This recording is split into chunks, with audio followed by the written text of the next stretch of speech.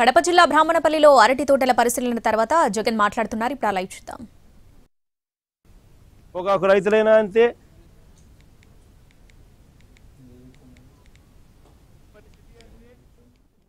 చీనీ రైతులైనా అంతే, అరటి రైతులైనా అంతే, టమాటో రైతులైనా అంతే. అసలు ఏ పంటలకు కూడా గిట్టుబాటు ధర రాకపోయినా కానీ ఆ ఈనాడు, ఆ ఆంధ్రజ్యోతి, ఆ TV5, ఆ దొంగల ముఠ వీళ్ళంతా కలిసి రాష్ట్రాన్ని లూటీ చేస్తారు. లూటీ చేసిన సొమ్ముని వీళ్ళంతా కలిసి పంచుకుంటారు కాబట్టి చంద్రబాబు నాయుడు ఏం చేసినా కానీ డంకా డబ్బా డబ్బా డబ్బా డబ్బా డబ్బా కొట్టడం, టాపిక్ డైవర్ట్ చేయడం.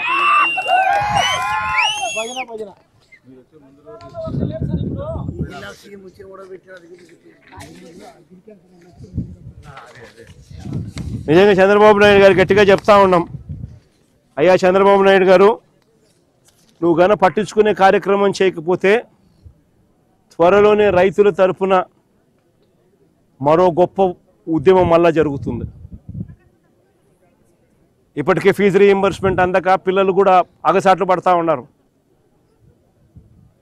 వాళ్ళ తరఫున కూడా పోరాటం చేసే పరిస్థితులు. దాదాపుగా ఫీజు రీయింబర్స్మెంట్ డిసెంబర్కి వస్తే 8 క్వార్టర్స్ ఫీజులు కూడా ఇవ్వాల. 8 ఇంటూ ఒక్కొక్క క్వార్టర్కు 700 కోట్లు అంటే 8 ఇంటూ 7 అంటే 5,600 కోట్లు. ఇచ్చింది కేవలం 700 కోట్లు. దాదాపుగా 4,900 కోట్లు ఫీజు రీయింబర్స్మెంట్ బకాయిలు, మరో 2,200 కోట్లు వసతి దీవెన బకాయిలు. ప్రతి ఏప్రిల్ 2024, ఏప్రిల్ 2025లో ఇవ్వాల్సిన వసతి దీవెన బకాయిలు రెండు కలిపితే దాదాపుగా 6,000 చిల్లర కోట్ల రూపాయలు. పట్టించుకునే నాతుడు లేడు. రైతుల పరిస్థితి చూస్తే ఇట్టుంది. సూపర్ 6, సూపర్ 7 గాలికి ఎగిరిపోయి ఇట్లాంటి అక్కచెల్లెమ్మల పరిస్థితి చూస్తే, ఇటువంటి పిల్లల పరిస్థితి చూస్తే ఇంకా దయనీయంగా ఉంది.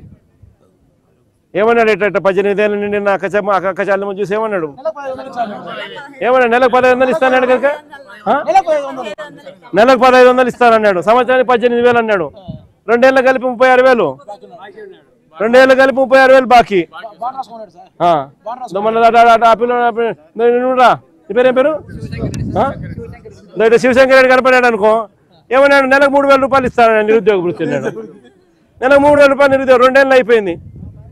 72,000 ఈ పిల్లోనికి బాకీ. ఈ పిల్లోనికి బాకీ 72,000. పరిస్థితి అంతే. ఆ చెల్లెమ్మకు బాకీ 36,000. ఆమె పరిస్థితి అంతే. ఈమెకు 36,000. నెల 1,800 ఇస్తానన్నాడు. నెల 1,500 ఇస్తానన్నాడు. సంవత్సరానికి 18,000. 2 ఏళ్ళు కలిపితే బాకీ. అమ్మఒడి అన్నాడు. అమ్మఒడి వచ్చేది తీసేసి తల్లికి వందనం అన్నాడు. 15,000 కాస్త 13,000 అన్నాడు. 13,000 కాస్త చూస్తే చీరా చూస్తే 8,000, 9,000, 10,000. అది కూడా 30 లక్షల మంది పిల్లలకు కట్ చేసి. పెన్షన్ల పరిస్థితి చూస్తే ఏకంగా వైఎస్ఆర్సీపీ ప్రభుత్వ హయాంలో ఎన్నికల నాటికి 66 లక్షల చిల్లర పెన్షన్లు ఇస్తూ ఉంటే ఈరోజు 61 లక్షకు పడిపోయినాయి. తీసేసినారు. అంటే 5 లక్షల కొత్త పెన్షన్లు ఇవ్వకపోగా 5 లక్షల పెన్షన్లు ఉన్నవి కట్ చేసేసినారు. ఎవడు సంతోషంగా ఉన్నాడని అడుగుతా ఉన్నా.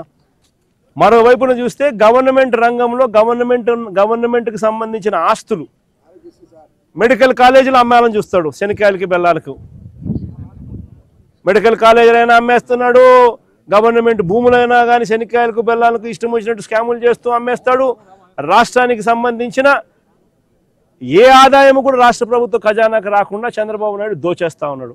మద్యం నుంచి మొదలు పెడితే మద్యము, ఇసుక, మట్టి, క్వాడ్స్, సిలికా, ఏదైనా చెప్పండి, రాజధాని భూముల దగ్గర నుంచి ఏకంగా రాష్ట్రంలో భూముల అమ్మకం దగ్గర నుంచి, శనికాయలకు బెల్లలకు అమ్మడం దగ్గర నుంచి, అమరావతి పేరుతో ఆయన స్క్వేర్ ఫీట్కి 10,000 రూపాయలు చొప్పున కాంట్రాక్టులు ఇస్తూ స్కాములు చేస్తూ కడతా ఉన్న కాంట్రాక్టుల వరకు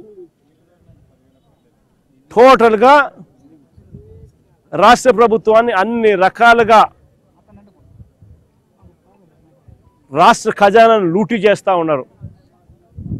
చంద్రబాబు నాయుడు, ఆయన ఎల్లో గ్యాంగు, అందరూ వాళ్ళే దోచుకునేది పంచుకునే దానికి. దీనికే వాళ్ళకి సమయం సరిపోవడంలా.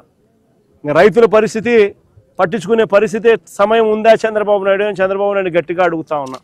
అయ్యా చంద్రబాబు నాయుడు మేలుకోకపోతే వీళ్ళందరి తరఫున రాబోయే రోజుల్లో తీవ్రమైన ఉద్యమాలు తప్పకుండా జరుగుతాయి.